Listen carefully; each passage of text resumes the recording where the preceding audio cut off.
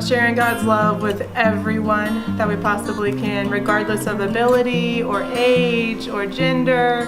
We are all about sharing God's love. We are a respite camp for adults with intellectual disabilities, and so for 2 weeks each summer we have an entire volunteer staff come and hang out with 90 to 120 campers. My favorite part is the humans here. I have grown to love these people, and it took me a whopping 6 seconds to fall in love with everyone here.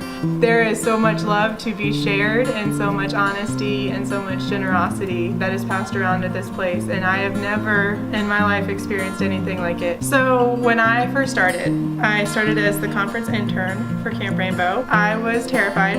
I had no experience with individuals with disabilities. I was not really excited to be involved with it because I was just scared. I wasn't scared because of anything other than lack of education. And so when I showed up here, I was invited in with love by the staff here, and that kind of helped put my nerves at ease. And then I started meeting with the campers, and I made the common mistake of assuming that folks can't do certain tasks. For example, I was sitting at a table in art class with a camper who was coloring a rainbow, and he had never spoken. He was very slow in his movement, and he took a long time to process what was being said to him. And I was kind of like, well, I guess we'll just color this rainbow together. And so I started asking him to color this, and he just kind of stared at me and waited. And so I said, well, let's take this crown and let's color the red one. And we did that for each color, and I finally get to, and I'm asking him, what comes next? And he looks at me, and he gets this big grin on his face, and he says,